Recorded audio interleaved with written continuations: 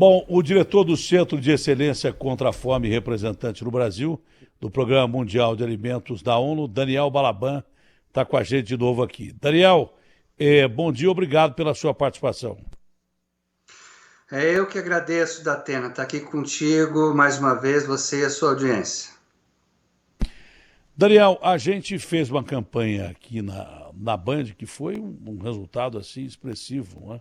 Passamos de 100 milhões de reais em arrecadação, com a Gerando Falcões, com a Central Única de Favelas e com Amigos do Bem, né? A Alcione, a Carol, o Celcinho, o Preto Zezé, Marcivan, o Edu Lira, pessoas que ajudam realmente a sociedade, muitos empresários participaram, o povo brasileiro participou de uma maneira assim fantástica, não é? E o Brasil realmente tem necessidade disso, não é? Foi uma campanha criada pelo Schneider, abraçada pelo diretor-presidente da Band, que é o Jordi Saad, do grupo Bandeirantes, mas o Brasil precisa mesmo disso, porque o Brasil, pelos índices que está apontando, ele já volta ao considerado mapa da fome ou não? Pois é, Datena, isso é muito preocupante. O Brasil está crescendo cada vez mais o número de pessoas em situação de fome, que a gente chama de situação de insegurança alimentar nutricional. Mas o que significa fome? Hoje nós já temos, segundo as últimas pesquisas, quase 20 milhões de brasileiros que agora, nesse momento, não têm o que comer, nem para si, nem para sua família. Isso é desesperador. Então, logicamente, toda campanha, como essa campanha da Band, que está de parabéns com todo esse pessoal que você listou, que é tudo gente boa, gente do bem, que está sempre correndo atrás, tentando ajudar as pessoas, né? Isso leva alguma esperança para que algumas pessoas consigam ser alimentadas. Infelizmente, a fome, ela é agora, ela é à noite, ela é amanhã, então as pessoas têm que receber algum tipo de alimento enquanto nós estivermos ainda passando por esse momento tão delicado na história do Brasil e do mundo, que é a pandemia. E além, ainda agravada com as crises econômicas, né, que vêm relacionadas a isso. Então, toda e qualquer campanha é muito importante, as pessoas têm que se dedicar a ajudar o próximo, porque a fome não espera, mas o mais importante é que a gente consiga trabalhar as raízes desse problema, né? Fazer com que a fome não volte a se instalar num país tão grande, tão rico como o Brasil, que é um dos maiores produtores de alimentos do mundo. O estado de São Paulo, que é o estado mais rico da União, quando você fala em 20 milhões de pessoas passando fome, dá duas Bélgicas aí praticamente. Não é um pouquinho menos, mas dá duas Bélgicas. A Bélgica é importante por quê? Porque na Bélgica tem a capital da Comunidade Europeia, só para você ter uma ideia. Não é? Tem Bruxelas, que representa a capital da União Europeia. Então, é muita gente passando fome mesmo. Mas o estado mais rico da União, que é o estado de São Paulo, ele já registra pessoas passando fome, não é de hoje, faz tempo, agora muito mais.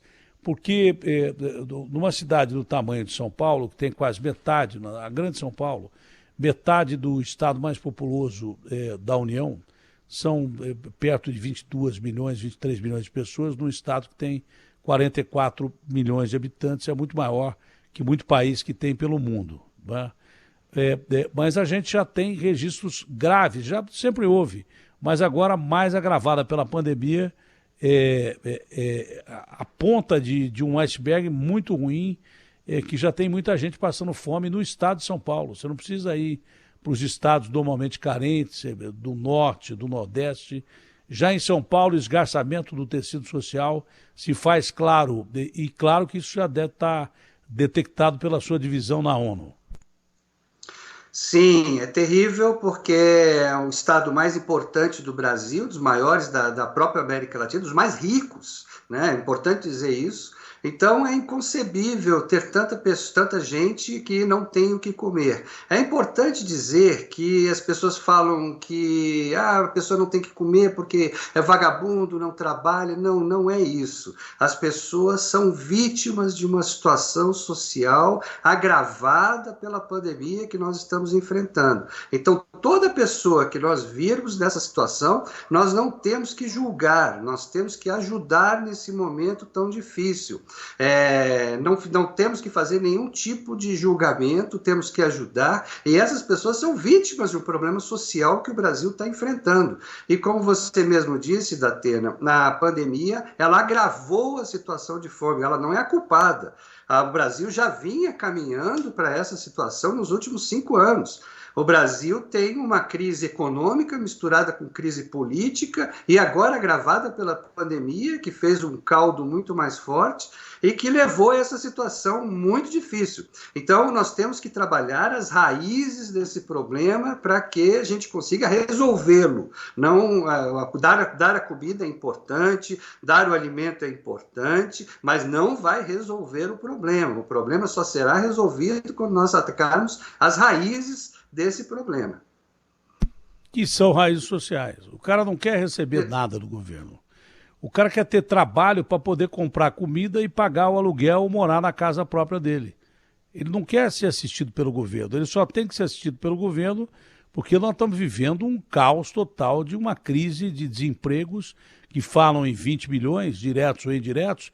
Eu calculo que esteja em mais de 50, com gente que esteja no mercado informal, se não for mais. E quem está empregado muito mal, trabalhando para receber o plano de saúde, que é impagável o plano de saúde, impagável, porque os convênios têm lobby no Congresso, cujos aumentos elevaram os níveis do preço do plano de saúde a uma situação que o cidadão comum, se não tiver emprego, não paga. Não tem como o cara pagar um plano particular de saúde, é um absurdo o que os lobbies conseguem aprovando na Câmara e no Senado, né? Os próprios parlamentares aumentaram o auxílio saúde deles em 167%. E aí você prova como que o lobby funciona dos convênios lá. Agora, na questão da comida especificamente, já está impraticável o preço da comida no Brasil. Se não tem emprego, o cara não tem como comprar comida. E agora nós estamos beirando uma crise hídrica importantíssima. A crise hídrica pode afetar o setor de produção. Se afetar o setor de produção, a tendência é que aumente o preço dos alimentos. E aí, como é que ficaria a situação do Brasil? Pois é, a situação pode piorar. Se já está ruim, pode piorar. Por isso que é importante o alerta e o programa como o seu. A gente ter a oportunidade de falar. Eu falo muito, tento colocar essas questões, porque agora é o momento de se fazer uma espécie de união nacional em tentativa de reorganizar a economia para que todos os setores possam se organizar e sair dessa situação. Porque se continuar do jeito como está, nós tendemos a aumentar esse número de pessoas passando fome no país. Hoje já está um número extremamente alto, 20 milhões de pessoas, é quase 10% da população, num país que é o terceiro maior produtor de alimentos do mundo, né? que exporta alimentos. Então não é possível. Eu fico até com dificuldades para explicar nos órgãos internacionais, dos eventos internacionais, como que o país que alimenta quase 1 bilhão de pessoas mundo afora tem 20 milhões de pessoas dentro do Brasil que não têm alimentos. Então, isso é um problema estrutural, é um problema de organização interna da economia do país, que tem que ser reorganizada e agora precisa de investimentos públicos. Os Estados Unidos estão fazendo um investimento, a maior economia do mundo está precisando de um aporte de recursos públicos de quase 2 trilhões de dólares que está sendo organizado. Então, imagina, se é a maior economia do mundo precisa disso, imagina a economia do Brasil. Precisa Fala-se em 8,3 trilhões. Fala-se em 8,3 trilhões, uma coisa que a gente nem sabe o que é isso. Agora, tem um Todos ponto, os países estão fazendo isso. Ponto que uma vez eu me expressei em sua favor do controle dos preços da cesta básica, um congelamento e controle dos preços da cesta básica. Eu não sou a favor de controle de preço, não sou. Aí me chamaram de comunista. Alguns imbecis me chamaram de comunista. Eu não tenho nada de comunista. O Stalin matou 50 milhões de pessoas e o Mao Tse Tung matou mais 70 milhões de pessoas. Eu não sou comunista, mas eu acho que o povo devia ter acesso à cesta básica. Não adianta você dar R$250 se o cara chega lá para comprar comida e o dinheiro dele não vale nada. O que ele vai comprar com R$ 250, R$ 175 ou R$ 375 se o alimento está disparado, sobe a cada dia que passa? Eu sou a favor de mercado livre, mas controle de preço de cesta básica durante a pandemia, principalmente durante a pandemia, num país que está morto de fome. Não tem mais comida para as pessoas comprarem. Tem, mas as pessoas não conseguem comprar. O que o país faz? Exporta. Ontem, é claro que o presidente da República, o governador, o prefeito, eles vão lá e escolhem os seus ministros, os secretários, para ouvir os seus ministros e secretários. São caras que aprenderam onde? Em Oxford, em Harvard, aprenderam nos livros. Nunca trabalharam especificamente, a maioria nunca trabalhou no que é o plano da vida real. Existe uma coisa da teoria de Keynes no livro e a aplicação da teoria de Keynes na prática, de não colocar os ovos na mesma sacola. Hoje você não tem dinheiro nem para comprar ovo para encher uma sacola. Então não adianta o Bolsonaro ficar ouvindo o Paulo Guedes. Eu disse ontem que um presidente de extrema-direita, como é o Bolsonaro, fez um discurso que foi um dos piores desastres comunistas do mundo. Quando ele criticou a Argentina, que segura a exportação de carne para baixar a carne para o argentino comer carne, eu não vou fazer como a Argentina, que segura a carne lá, é aqui, eu vou estimular a produção e tal. Não adianta você estimular a produção se o povo não tem dinheiro para comprar a produção. E aí o que acontece? Você vai exportar. O que um dos maiores líderes canalhas, déspotas da humanidade fez, que foi o Mao Tse Tung? O que ele fez? Ele exportou toda a... Isso é história, pô. Vai ler. Ele exportou toda a produção de alimentos da China para se equipar de uma forma militar. Exportou arroz, principalmente, que é o que a China mais produz. Exportou toda a produção de alimentos da China e o cara comia primeiro grama, ele, a família dele, com barro, depois casca de árvore, e com isso ele matou 70 milhões de pessoas. Exportou tudo que tinha, matou 70 milhões de pessoas. Não adianta você estimular a produção se de repente você não tem gente que pague a produção. Não adianta você estimular a produção, mais carne, se o cara não vai comprar mais carne, que isso não vai baratear o custo. E outra coisa, compramos milhões de toneladas de arroz dos Estados Unidos para estoque regulador. Eu queria perguntar para o Paulo Guedes por que até agora ele não colocou o estoque regulador que nós compramos de bilhões de toneladas dos Estados Unidos de arroz no mercado para baratear o custo. Se nem isso o governo faz. Quer dizer, é um absurdo. Essas ideias na teoria funcionam muito bem, mas na prática nós temos 20 milhões, a notícia é essa. Na prática, nós temos 20 milhões de pessoas morrendo de fome no Brasil. O que adianta você estimular a produção se de repente não tem dinheiro, o cara não tem dinheiro para comprar o mínimo do mínimo? O contrafilé custa R$ 80. Ah, mas é o contrafilé. Só que o colchão duro, moído, está 40 conto. Quem tem R$ 40 para comprar colchão duro ou carne de segunda, a 100 está 33 paus. Carne de segunda, que você via fígado, que mamãe fazia quando não tinha outro tipo de carne em casa, está quase 18, 19 reais. Salsicha, 18 reais. O que adianta você estimular a produção se o povo não tem dinheiro para comprar nem pé de frango? Eu não sei se eu estou certo ou errado, mas é uma linha de raciocínio mais ou menos óbvia, não é não? Sim, Datena. Existem desequilíbrios, como eu estava falando, o Brasil está totalmente desequilibrado hoje nesse momento.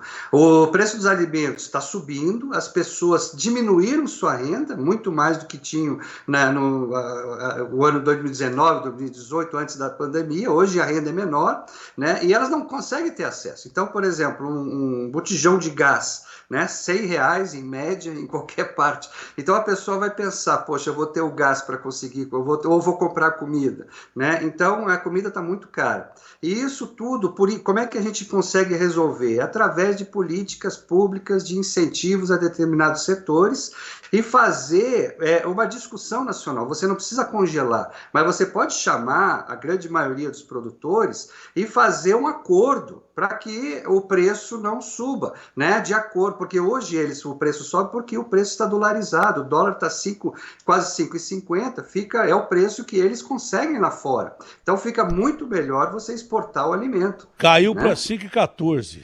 Né? Não sei se aumentou hoje, mas ontem tinha caído para 5,14. Os três maiores produtores de alimento, quem são? Estados Unidos, Brasil e quem? França, o outro? China. É a Hoje, China porque Estados Unidos, precisa. Brasil e China. É, Exatamente. mas Então, são os proporcionalmente a três China porque maiores e a precisa. China, mesmo sendo um grande É, produtor, não tem alimento suficiente para quase 1,5 bilhão de habitantes. 1,5 bilhão de chineses. Então a China produz, mas ela consome tudo que ela produz. Ela não exporta, ela Exatamente. produz tudo aquilo que E ela ela importa produz para muito do comer. Brasil. Hoje, É o o maior importador de comida maior brasileira parceiro é a comercial do China. Brasil. Maior parceiro comercial Exatamente. do Brasil, segundo os Estados Unidos. Eu me lembro que numa conversa com o Bolsonaro, antes de uma entrevista que eu fiz, antes de ele assumir a presidência da República, ô Datena, os chineses estiveram aqui, pô, os caras compram petróleo do Brasil, eles querem comprar o Brasil e tal. Eu falei, presidente, o senhor não vai na onda do Trump, porque nesse jogo internacional o Trump finge que briga com a China, o senhor vai lá e briga, o senhor tem como maior parceiro comercial a China, e daqui a pouco o Trump vai lá e se acerta com a China. Não deu outra. 2 meses depois eles fizeram um acordo, China e Estados Unidos, e o Brasil ia dançando. É que depois veio a pandemia. Então há muita coisa em jogo. Bom, você acha que a única forma de você poder alimentar os brasileiros de um país que produz muito alimento, que é o terceiro maior produtor de alimentos do mundo, é uma ação conjunta de todos os setores da sociedade, desde a cadeia de produção até a política de exportação, que é muito importante, ministra da Agricultura, enfim, se não houver um esforço conjunto, a tendência desse quadro é piorar e até que ponto, se houver esse esforço conjunto, isso pode ser minimizado.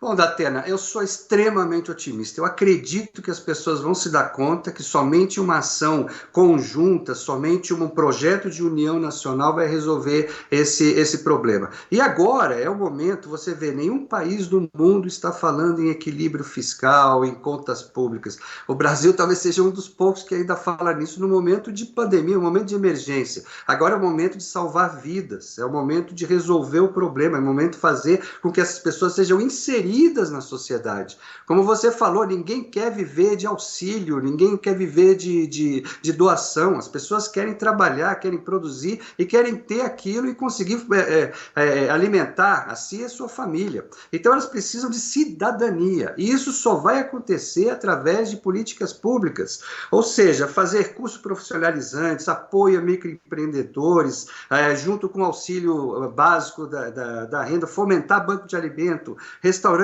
popular, fazer a base da produção aumentar para que elas consigam chegar nas populações, ajudar os pequenos agricultores familiares, ou seja, é um arcabouço de políticas públicas que tem que ser feito agora, nesse momento, dinamizado, para que a partir do ano que vem a gente consiga retomar e diminuir esse número tão alto de pessoas nessa situação agora no Brasil. Se isso não for feito, não existe milagre. Vai aumentar esse número e nós vamos ficar numa situação muito mais difícil ainda daqui para frente. Por questão ambiental de contorno de pandemia, o Bolsonaro gosta de uma briga, ele briga com todo mundo, sai soltando tiro para todo mundo. Isso é uma coisa clara, desde o começo a gente sabe disso. O Brasil não está meio que isolado da comunidade internacional, isso é ruim até para a questão de negociações que envolve, claro, que recursos e aí diretamente influencia na cadeia de alimentação do país? Bom, eu sou totalmente favorável ao multilateralismo. Eu acho que o mundo deve se ajudar. Se os países mais desenvolvidos não ajudarem os países em desenvolvimento, nada vai acontecer. Os países não vão conseguir se desenvolver. Se nós não tivéssemos hoje o multilateralismo, nós não teríamos as vacinas. Né? Nós só temos vacinas por quê? Porque tem a vacina de Oxford, dos Estados Unidos, da Rússia, não sei mais da onde, que estão chegando e sendo feito também aqui dentro com o Brasil. E dentro em breve eu tenho certeza que o próprio Brasil vai ajudar outros países em desenvolvimento exportando também vacinas. Isso tudo vai acontecer. Então nós temos que pensar na humanidade como um todo. Nós temos que nos ajudarmos. Os países não podem. O país que se isolar, o único país hoje que eu conheço isolado no mundo é a Coreia do Norte. E a situação lá, você sabe como é que é. Então, todo país que se isola, ele acaba sofrendo. Quem sofre mais é a própria população. O caso da Venezuela também, que acabou ficando fechado. Então, isso não é uma boa solução para nenhum país do mundo. A melhor solução é conversar com seus pares, é discutir, é ajudar um ao outro, e também dentro do comércio internacional. O Brasil é totalmente dependente dos comércios internacionais. Então não tem nem como pensar em uma questão de isolamento. O Brasil tem que se inserir da forma como ele é importantíssimo para o cenário internacional. O Brasil é um dos países mais importantes, até como produtor de alimentos, para ajudar vários países do mundo, através da produção brasileira, a conseguirem se dinamizar e receberem alimentos. Então é muito importante que o Brasil se insira nesse multilateralismo de uma forma forte e produtiva, sempre olhando pelo bem do próximo. Mesmo lembrando que uma morte é uma morte, nós ficamos a menos de 400 mortes da Índia, que é o epicentro da doença e que tem 1 bilhão e 400 milhões de habitantes, eu insisto nisso. Que, na verdade, o epicentro da doença, por enquanto, é aqui, proporcionalmente ao Brasil. Mesmo com essa situação, você tem notícia boa, você tem notícia de quebra de entrega de tecnologia da vacina de Oxford. A gente vai poder fabricar o IFA aqui. Quanto tempo vai demorar para a gente fabricar o IFA aqui? Não é tão rápido, mas já é a transferência de tecnologia já é uma boa notícia. Quer dizer que mesmo durante uma tragédia, você pode ter notícias boas. A ONU, claro que trabalha, a sua divisão e outras divisões trabalham conjuntamente, a parte sanitária, a parte de alimentos e tal, trocam informações, é claro. É assim que funciona a ONU. Sob esse ponto de vista, o Brasil está numa situação difícil, mas tem uma capacidade, pelo que ele representa, de recuperação muito importante, e não interessa ao mundo o Brasil ser um país doente, porque é um país que alimenta boa parte do mundo, entendeu? Então, sob esse aspecto, como é que a sua divisão analisa e, de uma forma geral, confirma a perspectiva de que nós estamos já vendo, a humanidade e o Brasil, nós já estamos vendo uma luz no fim do túnel, com as vacinas mais aprimoradas, barateadas e com transferência de tecnologia e até quebra de patentes. É excelente o que você falou, Datena. É importante que nós coloquemos na nossa cabeça. O Brasil é um país extremamente importante, não somente para o sul global, mas é um país membro do G20, sempre figurou entre as maiores economias do mundo, é um dos maiores produtores de alimentos, tem um grande mercado consumidor, temos 210 milhões de pessoas, né? E o Brasil sempre foi importante e uma peça fundamental no jogo do mercado internacional. Então é muito importante que o Brasil consiga de uma vez por todas correr para vacinar a sua população e faça. Vocês estão assistindo hoje muitos países europeus que já estão reabrindo, países asiáticos hoje já estão funcionando mais do que quase normalmente, né? E isso tudo acontece, só vai acontecer através de uma vacinação massiva da população. Então a população precisa praticamente todo mundo estar vacinado para que nós possamos pensar numa recuperação econômica e salvar as vidas e colocar as vidas dessas pessoas que hoje estão abaixo da linha da miséria novamente dentro da cidadania, novamente dentro do espectro econômico da nação. E isso só vai acontecer quando a gente conseguir poder voltar a produzir a pleno emprego, a pleno trabalho, né, e voltar a fazer com que as instituições e toda a iniciativa privada volte a fazer parte desse processo. Então, esse é um trabalho que tem que ser conjunto. Primeiro olhar a questão sanitária, vacinação, e depois fazer esse pacto, começar a conversar num pacto de recuperação econômica para inserir essas pessoas novamente na cidadania e fazer com que elas possam produzir, que é o que elas sabem fazer. Muitos deles têm negócios pequenos, trabalham, são todos trabalhadores, e eles vão voltar a participar da sociedade, vão conseguir participar do crescimento da economia do país. Hoje o país está com praticamente caímos, né? O Brasil caiu 4,1% do PIB no ano passado e a recuperação está muito tímida ainda esse ano, ou seja, não vai recuperar os patamares anteriores. Então, isso faz com que ainda fique muito dependente de, primeiro, resolver a questão sanitária, né? Temos que resolver essa questão sanitária, mas trabalhar a economia para que essas pessoas se insiram agora na sociedade. Então, agora é o momento de salvar vidas, não é o momento de pensar em equilíbrio fiscal. Vamos tentar trabalhar e fazer com que mais parte do orçamento vá para fazer com que a economia volte a girar, ajudando esses setores que estão hoje muito necessitados de ajuda. Daniel, é sempre muito importante para a gente, é um orgulho para a gente ver brasileiros em posições importantes de organizações importantes como a ONU. É uma honra para a gente conversar com você e ver um brasileiro como diretor do Centro contra a Fome, que é o grande problema da humanidade. Com certeza, uma terra que tem 8 bilhões de habitantes, não é à toa que os caras estão mandando nave para Marte, né? E todo mundo sabe que isso aqui um dia pode explodir. E o primeiro espaço que vai faltar é de alimento para tantas bocas que tem aí. Então, sempre faz parte de um segmento da ONU que é um dos mais importantes e é um brasileiro. Isso é um orgulho para a gente e sempre um prazer conversar contigo, Daniel. Fica com Deus e eu não sei se você já está andando sem máscara aí, mas eu queria saber qual é a experiência de andar sem máscara, porque deve ser uma coisa meio estranha, né?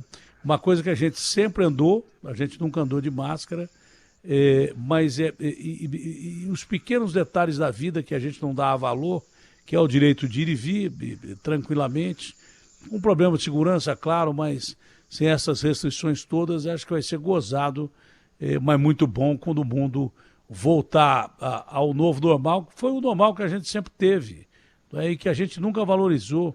Um abraço, um gesto de carinho, um beijo, tudo que a gente não pode fazer hoje, a gente vai valorizar muito mais. Eu não sei se onde você está já está liberado para andar sem máscara, pelo menos em ambientes externos, mas deve ser uma experiência muito gratificante, não é não? Não, mas eu acho que é importante, logicamente, continuar andando de máscara todo mundo, Não, né, aqui até sim, acabar a pandemia, não, aqui sim, mas eu estou querendo vislumbrar, porque nós estamos fazendo uma entrevista otimista. Não é a vida inteira que nós vamos andar de máscara nem ficar com restrição. No Brasil é fundamental, não tem vacina, é lavar a mão, álcool em gel, distanciamento que é impossível num transporte coletivo como o de São Paulo de 14 milhões e máscara. Isso aí, máscara então é prioritário. Máscara é prioritário. Só que tem outro detalhe que eu falei com o Dibas Covas ontem, que é fundamental. O cara fala assim, olha, mas você vê como os países asiáticos sempre usaram máscara e tal, sempre usaram máscara, por exemplo, para evitar doença como a gripe, né? Que é transmissível pelo ar. E o coronavírus é uma gripe letal, é uma gripe que se transmite de uma maneira muito grande e por isso a sua letalidade e com as suas mutações, mas é uma gripe. O brasileiro nunca usou máscara porque nós sempre tivemos excelente produção de vacinas contra a gripe, uma base científica fantástica, não é? E em que pese essa base científica fantástica, a gente tem o melhor programa de imunização do mundo.